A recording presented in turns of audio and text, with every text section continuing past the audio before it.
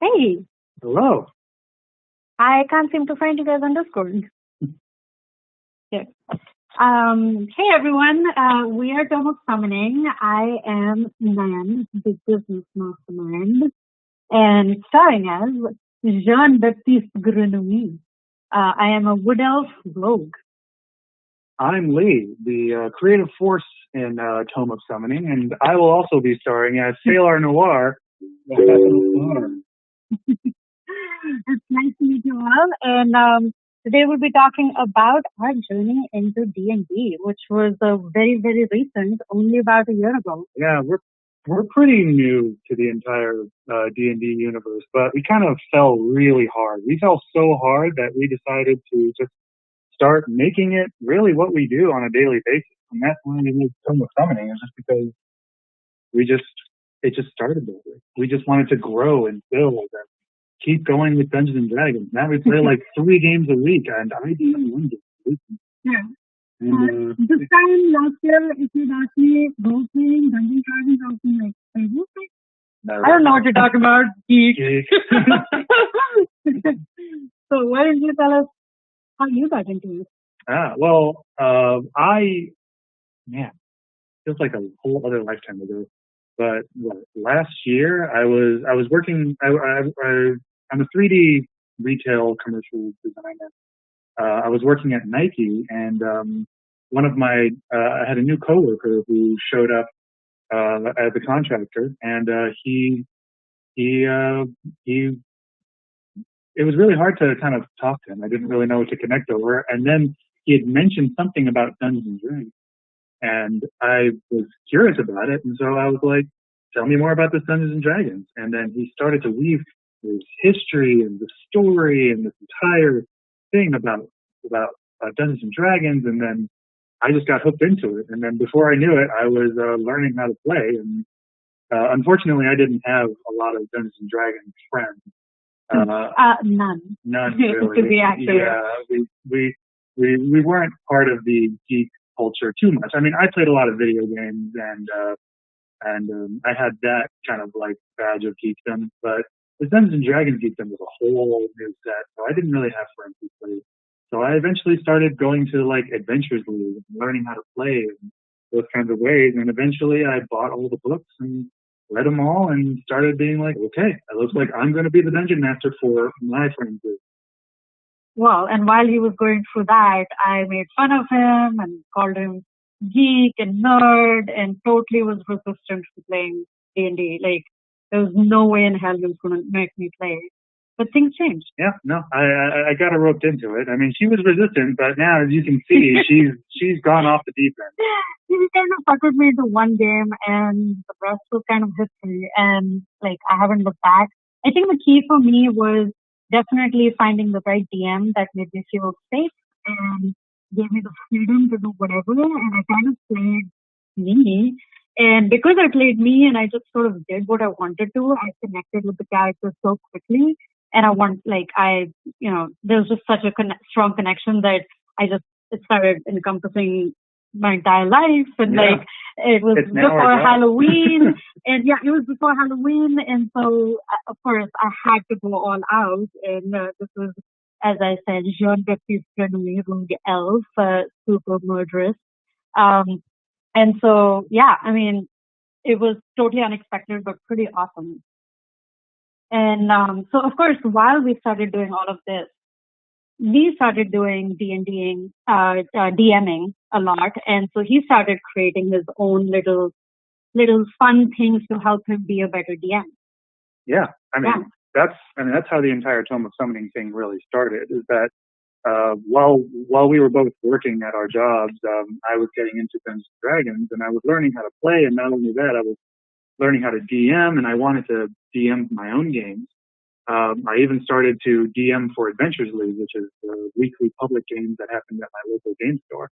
And while I was doing this, I was learning, and I was trying to figure out, okay, what's the best way to make this go faster? Because one of the things that I really just ground my gears when we were playing is that a DM would have to like stop, and then we would be in the middle of combat. I would be like rolling and be like, did it hit? And then it'd be like, wait. And then like, let me get the monster manual, and then like, but there's that, and then that, and then over there, and I was just like, you're killing it for me, dude. But I started to develop my own way of referencing and try to keep things quick. And that's where the Tome of Summoning started, was that I just started to print my own little things for my own little games. I would actually just take like the stat blocks from the monster manual, and I would just put them on these like cards, and have the art on it. And these are essentially my prototypes, and I would turn them into these little half folds so that you could have your DM screen, and you could hang them on your DM screen. Or actually, it would be this way: if the players were looking at the art, I could see exactly what's going on. And it would have enough information. It would be easy to read. Well, this wasn't all that easy to read, and that's how I started to. Me being a designer, I was like, I can figure this one out. So over time, I just started iterating. And I even made little tokens to go with it. So that would also help in the game. If you had the same art, you could put these paper tokens down. And I don't have all the money in the world, so I didn't want to buy all the miniatures. So I was like, you know what? I could just print these out and we can use these. Otherwise, people are going to be fighting jelly beans or M&Ms. Yeah, and but eventually, like, I started to develop a different template, and started to color code things so that you could read them easier. You could quickly just gaze over and be like, okay, that's the AC, that's the strength modifiers, these are the skills, this is the HP, and eventually it evolved into. We use them a lot. Yeah. Eventually it evolved into. Maybe that's what inspired the color coding and the M&Ms. Maybe I would use different colored M&Ms, different colors for different spaces, but that's secret number. Yeah. But eventually it evolved into this card. And this card is now the official Tome of Summoning product, and I make all the art. So this is the Necromancer, and now that's what we're making. We're working on an entire book full. I mean, he started prototyping all these ways to be a better DM, and it basically rolled into like, hey, this should be a real product. We should do a business. So we both quit our corporate jobs. I was in the architecture industry. He was with Nike doing 3D retail commercial design and stuff. It's all a big fun. Yeah, and we were both from art school and stuff. So we're like, we should do this as a thing. Yeah, we did both art. We used to do concept art. I mean, my background is actually in animation and concept design for like video games and animation. Yeah. But then, like the real world kind of turns you into. You gotta kind of make some money now. So, and then like I made this. I started making this thing, and I was using it in the public games in Adventures League, and people were just like, "Wow, like these are really awesome! Like, do you make these? Like, can I get some?" And I was like, "You know what? I think enough people like this. Might as well make a product out of it." Yeah, and because we didn't have a lot of experience in business and stuff. We didn't want to put a huge upfront cost on the whole thing, so we decided to go with Kickstarter, and that's sort of how the whole thing happened. And of course, somebody asked who's the illustrator. Lee is the super awesome illustrator. Yeah, and we'll go over my process of illustration. I mean, we've got kind of like a grab bag of things to present to you today, because we kind of like, because we're not our lives. It's almost like our livelihood now. It's like we do a whole lot of different things. I mean, look at it. We got the fun, we go to work, we eat, breathe, sleep, dandy, so beyond just our product, we got into all kinds of other fun things, and we'll be talking about all of that. No, we'll definitely go into that. Video. I mean, this is really just what the core of us is right now, is Tome of Summoning. And I mean, like, now, like, like I make illustrations like this young white dragon with all of its stats and everything, and everything is kind of designed with like I'm a commercial designer, so. Sure. Let me do the sales pitch. Okay. So what it is that the idea is that we want a dungeon master to be able to walk over to a game with just this, just a binder full of all the reference cards he could ever need. Like the idea is that you can have hundreds of monsters all stored, and depending on a DM's preference, they can organize it based on creature names. They can organize it based on strength levels, or what is it called? CR levels, challenge ratings, and things like that. So you can really organize it in whatever way. So when you're playing a game and you need to like come up with that quick like random encounter with like because some stupid player decides to go off the road. Yeah. She takes the railroad and she just throws it out and just like it's the best way to play. Why hey, that's a nice quest on that board you have there. I'm going to the forest. So the idea is that you want the dungeon master to be always prepared and be able to like quickly like whip out whatever they want and be ready with not just the stats of the character. So this is a bandit. Not just the stats of the character, but also some paper minis. So that way, not only do they have the stats, but they also have minis. So they don't have to carry hundreds of miniatures. You can summon your creatures out of your book and put them right on the battlefield. You could just have the necromancer and put like 5 necromancers down. You don't need to have 5 really expensive necromancer minis. You just have these paper tokens and they each have letters on them so that you can genuinely, here we go. They each have letters on them so you can keep track of each one. Yeah. It's definitely revolutionized and streamlined my gameplay because now I don't have to be like, was that the necromancer you hit, or did you hit that? Was it the green jelly bean or the blue M&M, or was it that weird squiggly thing we found under the table that we used? Yeah, we just have necromancer A and necromancer B. And the players can just say, I want to hit necromancer A, and you can be like, necromancer A has HP, okay. And then it just kind of makes things go faster. Yeah.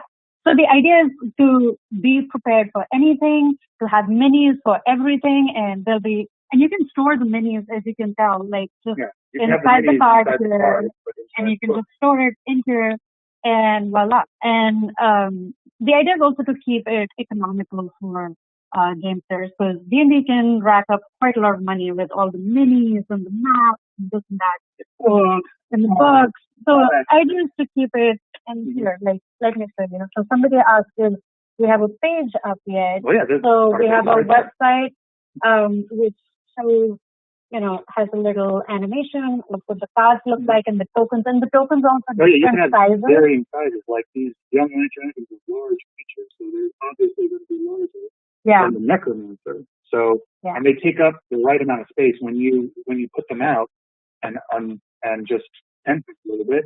They take up the 2-inch space that you need them to. Yeah, so, the exact amount of space that they would on a map. So they're perfectly sized for that. So this just talks about a little bit about the great quality of our product and a cool little animation of how they all fit in a binder. So the idea is to make it super versatile, super easy, super cheap, and all of the above. And so that's sort of what we're creating, and we are on Kickstarter, as you can tell. So if you guys want to subscribe to our mailing list, on our website, there is a little box here. You can always email us, give us your email. We also have a launch page, so if you click Notify Me, it will take you to our Kickstarter launch page. Pre-launch page. We haven't gone live just yet, but get yourselves on the mailing list so you know exactly when it's going to happen. So if you hit Notify Me on launch, so this gets looped in on all our Kickstarter stuff. And of course, we are doing all kinds of fun things on our social media. Yeah. We try to put some interesting, fun things on social media. Our gameplay, our cosplay, a few memes sprinkled in here, because we're not trying to be too. Trying to make it fun. All that art, a few items here and there. It's kind of like a grab bag of all things. And that's kind of what we want to do. It's just, we don't want to be like, we want to have a little bit of everything and be a part of Dungeons and Dragons holistically, Yeah. So, how about we What do we have here on the agenda next? Yeah. So follow our Kickstarter, and you'll know exactly what's going on. But we can start going into a few other resources for people who are new to D&D. I mean, we're still kind of new, so I think we should keep track of the Twitch page. Now that you've solved the M&M, can you solve the character sheet? Oh, that's a tough one. Maybe that's something we can work on. That might be project 2. That might be project 2. Coming soon, 2021.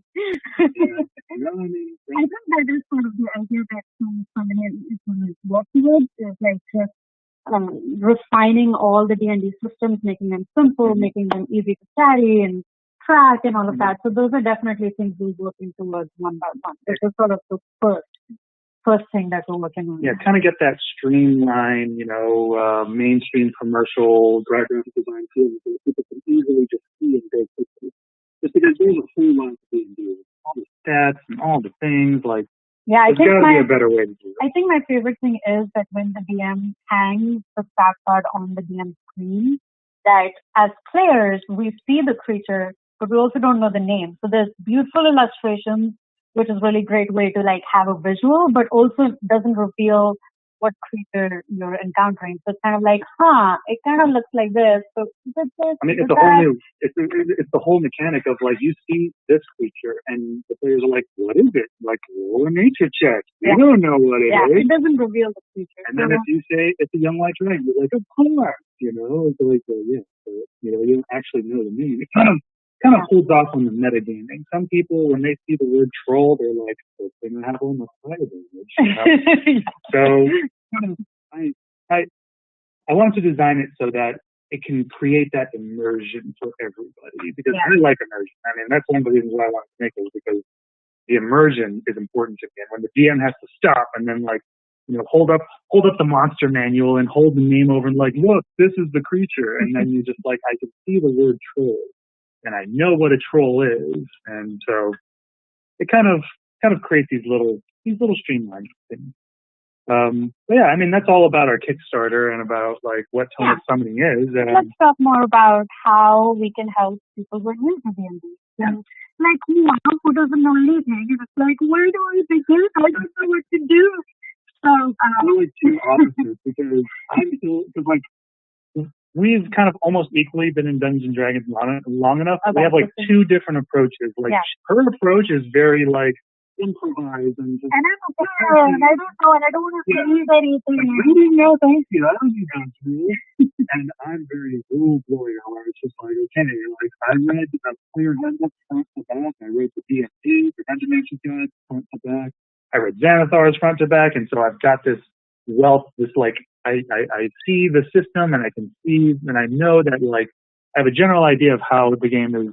The game runs. And so we'll probably provide you with resources from both perspectives, both spectrums. So there are a lot of ways that you can get involved with D&D if you've never played. Is of course by going to meetups. Like Adventures League is super great for newbies, and I think that's how you learned D&D. I mean, there's like, go to your local game store. The local game, like any local game store worth its salt that sells D&D stuff will probably have some kind of board where a group will want to meet up somewhere or like meet up there.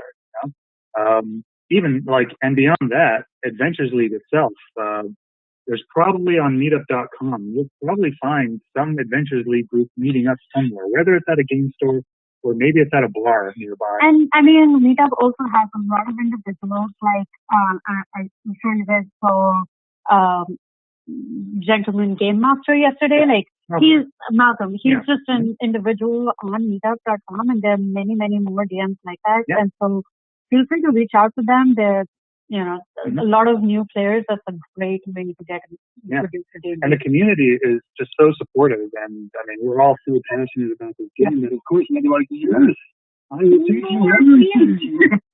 We're looking at Portland, Oregon, and there is a really great group there called Orchard Point. And we went there, and they give you dinner, and they have really awesome. Yeah, they have a whole tavern set up. They have a tavern set up. They have a good tavern.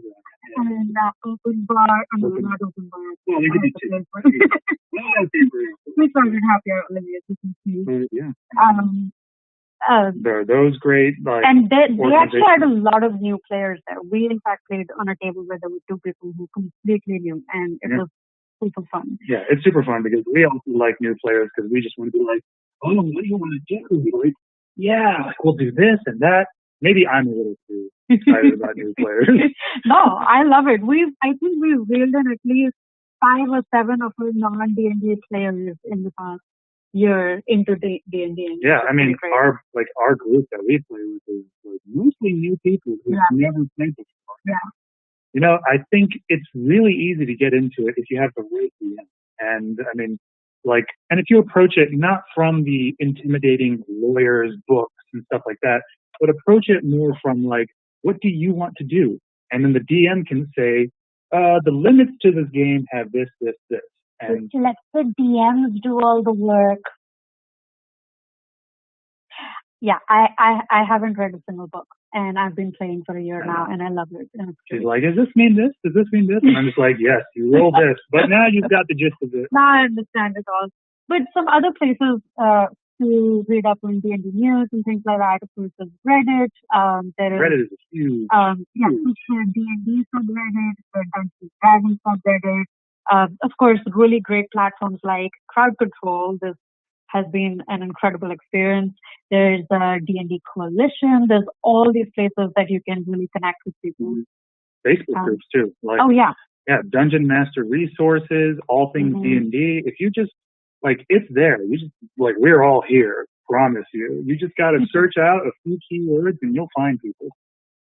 And everyone will be. I'm sure. I mean, I definitely am. I'm sure everyone else is too, like me, just passionate about the game and want more people to play. Yeah. Yeah, we find D&D players everywhere. We were in New Zealand at a bar trying to convince our friends how awesome D&D was. And suddenly this guy comes up and he's like, are you guys talking about Dungeons and Dragons? And we're like, yes, we are. In the town in New Zealand, there was this bar patron who's just like, oh my God, Dungeons and Dragons? Yes! And then he proceeded to convince our friends for the next 30 minutes of why D&D was awesome to a point where they were convinced. And then they got started into playing. Not just him, the bartender. He came up to us and he pointed at the bartender. He was like, he's my DM!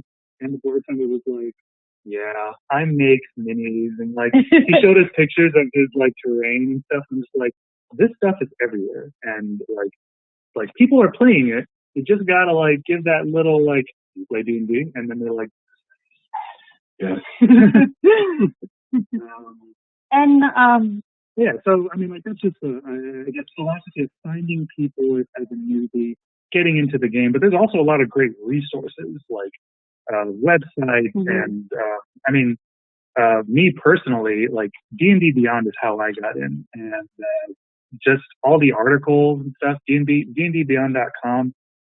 It's kind of, I mean, after I bought all my books and stuff, and played around with players and people and dungeon masters, going to D&D Beyond is a great place to just see all these great articles and writers who are writing about this thing. And it's just interesting. And it's also a great resource to make characters. As you have all the basic rules available online. And you can make some very basic characters. And of course you have to buy the player handbook or other source books online so you can use them. But D&D Beyond has really made, I mean, if I can show you just D&D Beyond, if anyone hasn't ever actually been there before, you go to D&D Beyond and you can make characters, you get all of the spells and classes, the source books, adventures. Idiot-proof. I'll say that from a person who has no exposure to any of D&D Beyond. I mean, he sort of set me up to begin with, but now that I use it, it's kind of super easy. It steps you through creating a character and everything, which is really nice. And as a DM, just playing, I can look up a spell like guidance, Just go into the search bar and like, what is guidance? Guidance, it's a spell. And then you can look at the spell and just like, okay, it's right there. You don't have to go pouring through books, though it is really nice to use a book. It's something about using that book. You just can't replace it. But it is very useful, especially because I have a laptop in front of me while I'm DMing, and if there's something that I'm not prepared for, and I'm just like, I have no idea what the limitations of, fog cloud is, and then you're just like, fog cloud, right there, but that's D&D Beyond. The Dungeon Masters Guild is a great platform to go buying content. Somebody in the chat had asked about character sheets. There are so many great designers on Dungeon Masters Guild who have like reinvented their own character sheets that are very useful. I mean, I personally use a character sheet that's like tailored to every single class. So rather than have one character sheet that's for like a general amount, like the generic character sheet, you can go get a bard character sheet. It's a character sheet that is tailored specifically to the bard, and it'll actually show you the features of what a bard gets as they level up. I didn't know that. You have one. Oh, I do. Okay. You have one. You have the rogue one. Oh, seriously? I don't know anything. But the Dungeon Masters Guild is incredible, and me as an Adventurers League DM, I get the Adventurers League modules from the Dungeon Masters Guild, and they have great content. And that's official Wizards of the Coast content, but there's a whole lot of other great content. I mean, I can't even think of all the great adventurer writers and subclasses and a bunch of crazy stuff. I'm pretty roguish. It's pretty roguish to review other classes. She does assume that everyone is just a supporting character to her rogue. That's amazing. Okay. I also play a very unique mode as I chose in everything that moves. So I'm actually looking for magic obnoxious to like hit something and then disappears and then it comes and stabs and disappears. It's funny when they play and there's veteran D&D players who are like, I'm the bard and she's the rogue. And I'm like, oh, we're and everyone's like, oh, so you're the bard, so you're gonna hit on everything. I'm just like, excuse me. I don't hit on anything. I am a respectable bard. That's my job. And that's what she does. She does makeup and she'll start flirting and do all fatty stabby. By the way, it goes bad many times too. Like the flirting has backfired on me a lot. Yeah. Well, I mean, like you do it like 100 times a session, you're eventually going to fail, and it eventually goes very bad. Yeah. That's what things in Dragons all about, is that you start telling stories about what you did in the past, all your lives, all put together. Like, Dungeon Master's Guild, that's what we're talking about. So, lots of great content that you can go get at Dungeon Master's Guild. Especially if you're maybe a veteran alert. Check it out. There's a lot of great content that they do. I think I'm pretty good at making things, but there are really stellar people who are making stuff, so I would definitely go check them out. But not just on Dungeon Masters Guild, but there are also like independent groups that I know D&D Coalition, which we're a part of. They have their own shop. And there's a lot of great individuals who have set up websites to sell their adventures and their designs and stuff like that. And I mean, the resources are endless. Yeah. I mean, I'm just talking about the big ones that me as my dumb self like Googled, like Dungeons and Dragons, where to get stuff, and then like Dungeon Masters to like D&D Beyond. So that's my really like. But now that I'm in this community, you go to like places that I just know of like Drive-Thru RPG. There's a lot of great this platform to not just buy but create your own and sell. And in fact, what would be a really great thing to talk about at this point, while we are all homebound, is the resources we have for playing D&D virtually. And because we had to make that transition, we were lucky enough to sort of be halfway in that transition before all of us got homebound because of things happening around the world, because one of our friends moved away. And so we sort of segued into it pretty naturally. So we can talk about the two different strategies we've used and kind of what we prefer in one or the other. So we started off with Google Hangouts, just to keep things easy. And you can talk about how you have the map and. Oh yeah, with Google Hangouts. So the way our game is usually run is, you can see I have a big TV back here. I would usually set this table up, and our players would sit around it, and I would. I had initially started off by making physical maps to put down. I'm a very expansive map maker, so it just took up so much space that I was like, you know what? Let's just go straight to the TV, because the players were sitting in my living room anyways. I just go and use the TV. Yeah. So you can see that we use the map there, and book tokens around in it based on where we want to move. And then we have our friends on Google Hangouts, and you can tell there's a bunch of people all here. And that was, and I'm sitting here, and this is Lee. Yeah, this is when we're using the small table. We have a bigger table that, and then we have a picture around here too.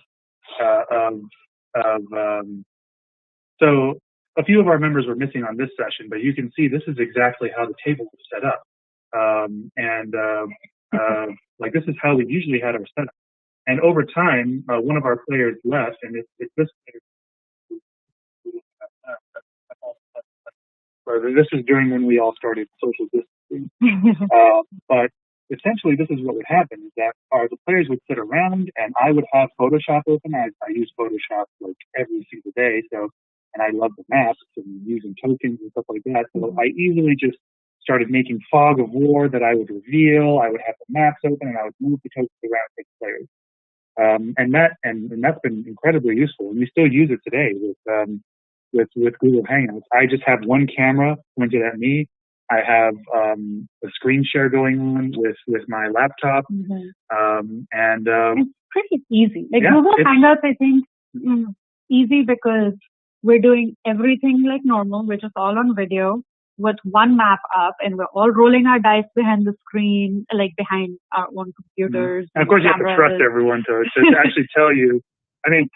When suddenly there's 5 natural 20s in a row, you're kind of like, are you actually rolling these dice? But you can trust your players. I definitely trust my players. We've been, this is now, we're in 20 sessions in now. So Google Hangouts is, I think, an easy alternative. And for people who don't know Photoshop or something, you could always choose to have one camera pointed at a map, let's say, on your desk. And by one camera, I mean our phone. We're literally using a phone. All we have is a computer with a webcam. I don't know if you can see it, but our phone is right there, pointing at us. Yeah, the smartphone is right above the TV, because we just have your profile as the phone that shows us both. And then my profile is the screen share. Yeah. So, So that's sort of a makeshift way of playing D&D online, but it works pretty great for our. I think it's a really good way to play the game, especially when you can't be in person. So, and that's definitely useful these days. But we have also tried Roll20, and we have a couple of other games that we're playing on Roll20, which has worked really great as well. Yeah. Oh yeah. I picked up Roll20 just because during the Google Hangouts, one of our players had mentioned that, isn't Roll20 a platform? And I had heard of it too, and I was like, yeah, let me go check it out, It's, now all of our other games, because this is the game that I run, we still use Google Hangouts because I have all these Photoshop maps that and a lot of the players are noobs to D&D. So they can't really pick up Roll20. I don't want to force them to pick up Roll20 when this is working so fine. I think the key with Roll20 is to make sure to do the tutorial at the beginning. It's an hour-long video. I went through it in an hour, and it covers everything. She doesn't read anything. So rogue, such a rogue. I just have him to tell me whatever I need to know. The other people to do things, and I will just walk around quietly. I will just do my thing in my corner, Right. Essentially, I just went through the tutorial for 1 hour and just got a gist of the entire thing. And maybe it's because I also have a background in using software that's similar to it. But I think it's pretty straightforward to just have a a very simple campaign running through Roll20, and it's all free. You don't have to pay for anything. They even got a bunch of great tokens for free that you could use. That you can really just get a game up and going just like that. You got to be sure that all the players know how to use the thing, but like we all have time. We can figure out how to use it. Are you pulling up Roll20? I was going to show the way I can. So my character, Jean Baptiste Grenouille. What's really nice as a person who is not very savvy with Roll20 is that D&D Beyond connects to Roll20. Well, that's a very specific Google Chrome plugin, and this is another resource that maybe noob friendly, maybe not be noob friendly. But we use the character sheets for D&D Beyond for our digital games, and especially on Roll20, where there's a plugin called Beyond 20. And if you get that installed onto your Google Chrome, it allows you to use D&D Beyond as a roller. So you can click on like dagger, and you see a little icon pop up. When you click this, it does all the things for you. It does everything for you. So it's kind of cheating. So I would say definitely it's not cheating. More like it makes you lazy because it does it. But I mean, it doesn't mean you have to use it because there are plenty of people who love throwing dice. So yeah. And Roll20 has 3D dice that you could like roll yourself, and it's really useful. But yeah, I would definitely say if you want to make it easy, Roll20. Just go through the tutorial. I mean, don't think you can just hop right in and be like, yeah, Roll20. I just like do things, right? And you're like, oh no, it's too complex, and it's like, do the tutorial, okay? Yeah. You will figure it out. Just do the tutorial, all right? But generally, like, I know a lot of people have some reservations about playing D&D virtually, and again, being a person who doesn't put a lot of effort into things and I'm lazy as hell, like, it has been pretty incredible. The transition has been very easy, and it's actually really fun. And it's nice to be able to see friends even when we're all in lockdown inside. So I would definitely say if you haven't tried playing D&D online, you should definitely try it. Whether it's Google Hangouts, which is easier to do, or Roll20, and it's all free. So why the hell not? Right? Why not? So yeah. Well, so talking about other things. So of course, with playing D&D in person and online and all these other ways, we also picked up a few side hobbies along the way in the D&D world. So as you can tell, of course, aside from our awesome outfits and getting creative with that, I personally got into dice making because I was like, hell yeah, these things are pretty as hell and I want more of them without having to pay a lot of money, of course. So I got into dice making, and I haven't gotten into it in a way where I've had to invest a lot of money and buy lots of things, because I didn't want to spend I didn't even know if I was going to do it enough to, justify the cost of buying all these expensive things. Yeah, I mean, a lot of the people that you see who make these videos, and I mean, like, they're all like, they have the equipment, they've got the pressure pots, they've got all the stuff. But for someone who's just joining and doesn't want to get like incredibly invested and wants to try it out, I mean, like, that's what you're into right now, is just a very easy to get into way to start making your own stuff. So next one I started with this guy. This is one, I don't know if you can see it, but it's basically a dice mold. I bought one on Etsy, and that was it. 1d20. Yeah. I started trying to make your own dice. mold is an advanced tactic. Get someone else to make the mold, and you can start there. And then some food coloring, from your local grocery store. Super easy. And at first I actually started with some just disposable cups to mix things in. And that was, I think, pretty much it. I bought a little bottle of resin. Right now the ones I have are huge, so I won't. She's getting pretty pro now. I won't bring those over. But just bought a little thing of resin. The brand I believe was called Art and Glow. Well, you can show the one you have now. Yeah. But yeah, this is the kind of stuff that I'm a creative dude, and I think like dice making. Art and Glow. I was right. art and glow. So these are my big gallons at this point. But I bought a little like beginner size to start off, and that was it. That's all I started with. Because yeah, and so that it doesn't cost like it barely cost anything. Like the mold itself costs like what, $20? Yeah, the mold was like $20 because they're a little pricier, and food coloring is like a couple of bucks. $2. Yeah, and I just started with that. And this is our like home food color. You didn't even buy it. Yeah, I just had some at home. And yeah, you basically just mix your resin, you throw some coloring in it, and you pop it in this little thing and you let it cure. And that was it. And that's how I started. And then over time, I kind of started building my selection of things. So I started going to Michael's and buying things like, I have all these things lying here. Just fun little glitter and more glitter things. And what was really nice was buying things like mica. Mica is awesome, by the way. So if you want to start step it up and make your dice look have that really nice like inside, you should definitely go for mica. Yeah. So I bought this one of these like small desk size things, and it has like a lot of fun colors. And you can get really creative with just mica and food coloring and maybe like a little bit of glitter. And that's all you really need. I think the key is when you're making the dice, warm up your resin to a little warm. And what I eventually ended up buying was also this really great, what's this material? Silicone, yeah. Silicone beakers. And what's great about it, I can reuse them. So once the resin dries, I can just sort of peel it off, or you can wipe it off, whatever you really want. But what's nice is, I totally lost my train of thought.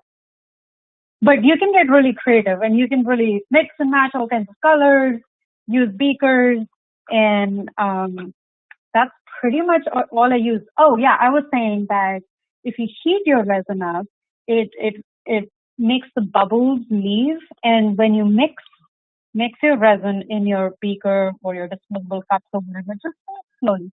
Take your time. Take about 5-7 minutes. Just do it slowly because that will just make sure that you don't have a lot of bubbles. If you don't have a lot of bubbles, then you don't really need pressure pot. Honestly, all the dice sets I've made, I have never used a pressure pot. And I live in a tiny apartment, and honestly, that would take so much space, and just won't deal with that.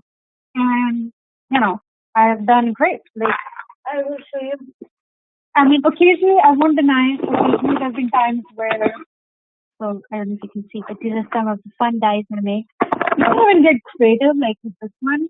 Actually, I haven't cleaned it out yet, but there's a little dice. Oh, dice that, oh, you can't see it. Can you see it? No, you can't see it. But basically, there's a dice in it, and then I found these really tiny flowers outside on a bush, and I just put that in and I cured it in that. And so you just have fun, experiment, try a few things. Yeah. So some of the things to buy specialists are just Zona papers. Zona. These are sandpapers to help you sand off any imperfections. Eventually, I upgraded to getting a dice mold which has all seven in one, which has been really great. So it's super easy to pour into all of that. So there are a lot of dice makers out there. Feel free to send them a message on Instagram and just ask them. Support those makers. Yeah. Because like these kinds of foods and it's a community of people. You're not alone when you make these things. Yeah, and so, reach out to dice makers and ask them if they make molds or sell molds, and that's a really great way of getting hold of some molds. That's how I got a hold of some molds. Some reusable silicone cups are great, and then go crazy with getting anything you can really stick into a dice. Like go crazy with Michael. I like just walking through random stores, like trinkets and jewelry pieces and all kinds of stuff, and I throw things into dice. Little tiny stones. Yeah, little tiny stones. Just kind of theme, that kind of stuff. This is a simple mica with some glitter and things like that. With your dice making. uh, on a budget. And what was really nice was once I made that, if I made them well, and I think it's which I just use regular acrylic paint, this is fine. There are a lot of suckers out there like you and me who buy them for a good amount of money. So definitely check out. Such a rogue. Such a rogue. What a rogue thing to say. So I actually have a hobby that pays for itself. So I make dice and I keep some for myself because I love them. And then I sell some to feed into my dice making budget. So there are like websites like and what's it called, dice making and What's it called? Goblin Dice Hoard Acquisition. yeah, that's the one. There's a Facebook group like that, which where you can sell your dice, and it's a really great way to sell handmade dice. There's a bunch of actually Facebook groups that you can sell your handmade. In fact, this one I'm showing on the screen, I have sold it on Facebook as well.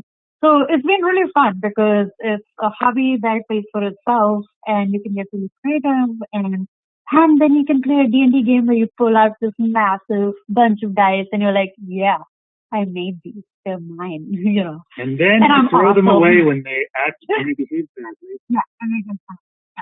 So, so it's been really fun dice making, and I would highly encourage it to anyone. Of course, make sure the safety of like gloves, silicone gloves. No. No. Latex. Latex gloves. Use latex gloves and N95 masks or something equivalent. Which may be in short supply right now, so maybe. I mean, it's just better to be safe. But you can still make it if you're in a well ventilated room. It's still okay. It's still okay to make small amounts of resin and just be in a well ventilated area. You don't want to have this stuff getting into your lungs and face. Yeah. So be safe, guys, but have fun with it. Mm-hmm. Yeah. Well, I mean, that's the dice making. So the stuff that I make is, I make these illustrations for Tome Summoning, and there's a lot of up on our Instagram. I show a lot of the time lapses. Whoa, the music is here now. That's okay. Yeah. So this is a quick time lapse that you can see. It doesn't really get into exactly what's going on, but I have a bit of a slower time lapse that I can kind of show you exactly what's going on in the process. So of course the first step is to sketch it out. And me having a background in animation, I have a lot of life drawing experience.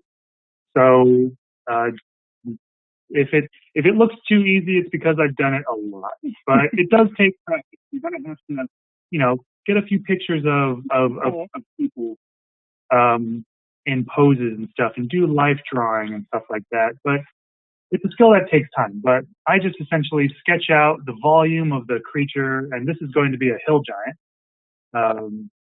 But get a dynamic pose, get the sketching in, and just get some rough details out.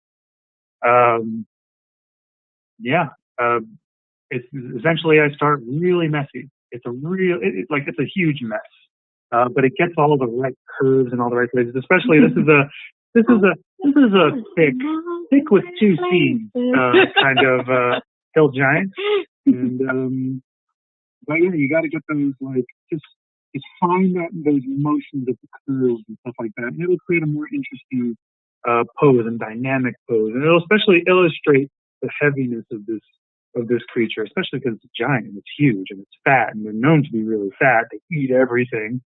But yeah, and you just keep refining. I know a few artists before us have told us that it's all about just taking the rough idea. Don't get bogged down in the details early, because then you'll just and then suddenly you'll realize, oh, the arm is wrong.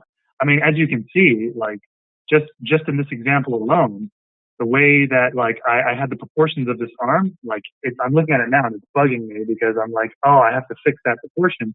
But you can see that I just grabbed the arm, and this is me working digitally.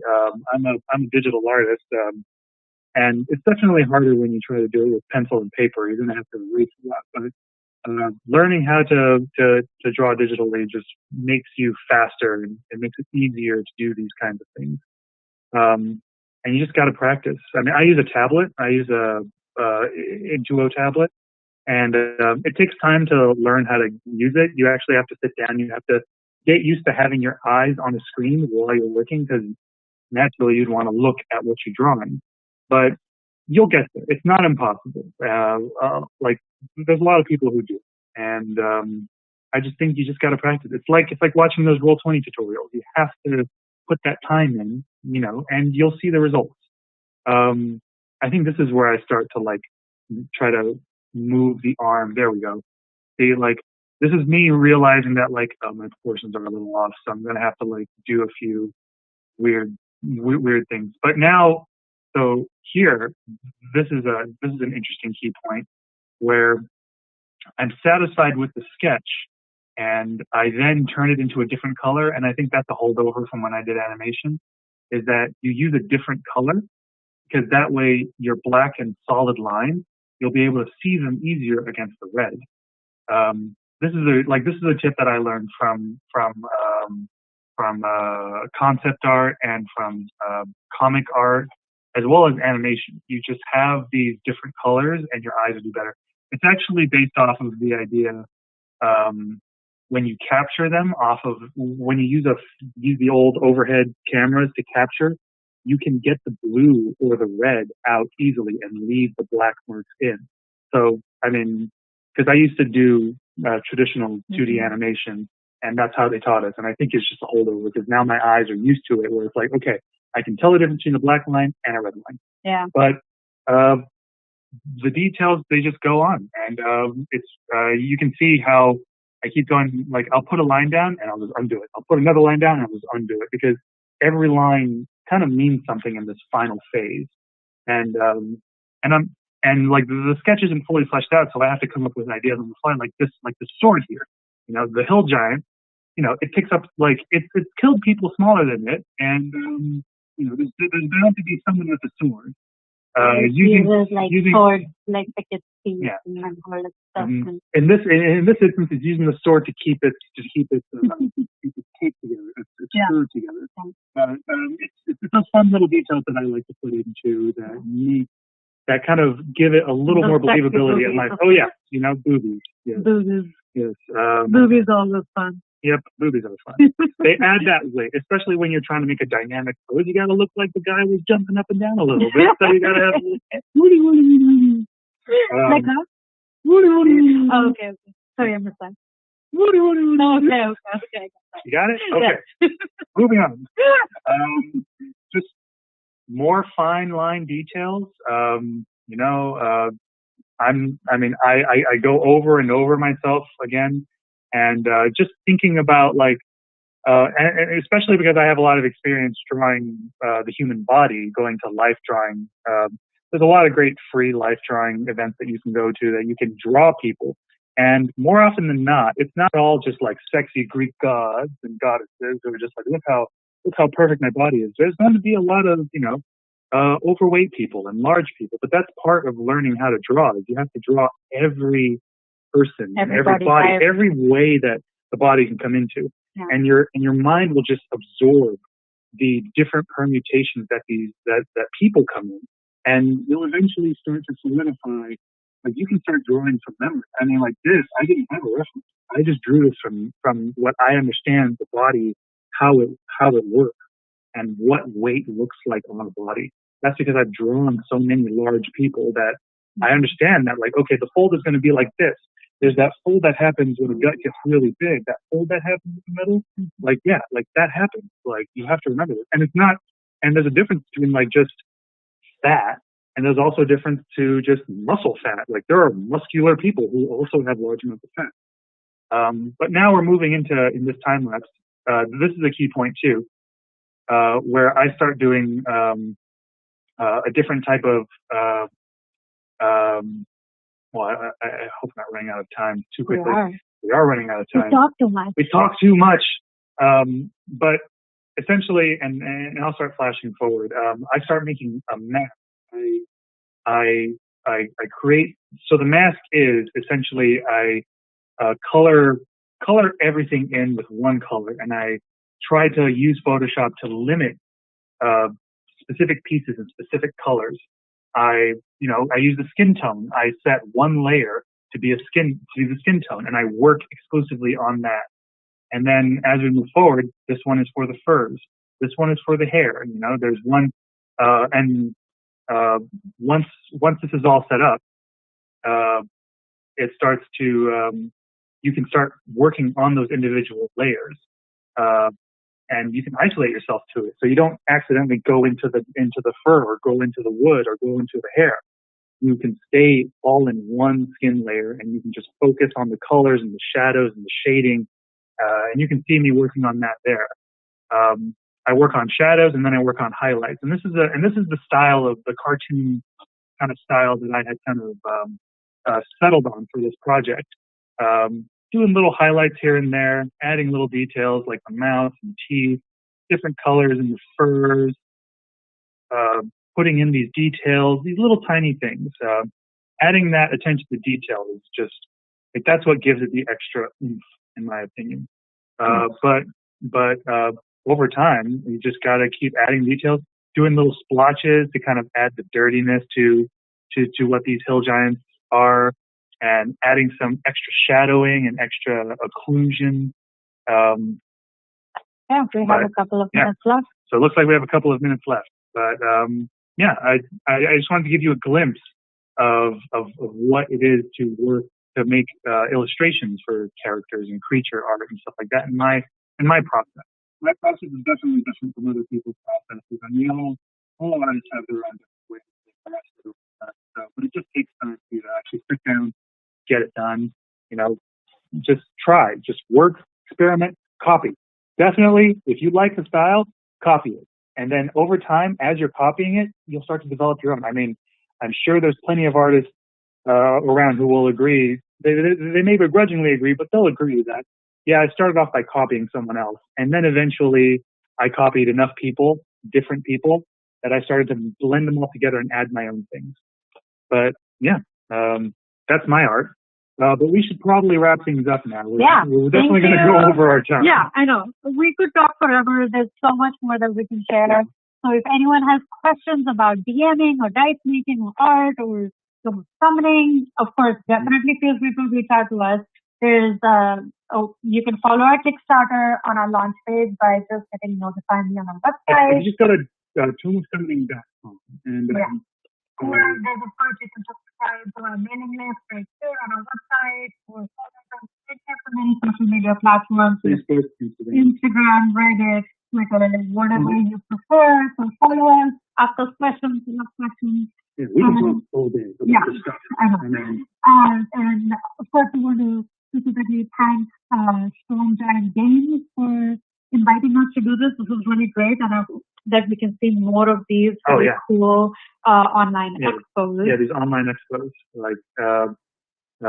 Thank you, Remy and Logan, for having us. And this has been a lot of fun, and especially we can have an excuse to dress up. I know, sitting at home, what else can we do? So, take a picture. Take a picture, everyone. It'll last longer. Nice talking to you all. Hope you have a lovely day and enjoy all the rest of the things that Craftsman School has to offer. Yeah. Thank you so much. Thank you for being here. Bye.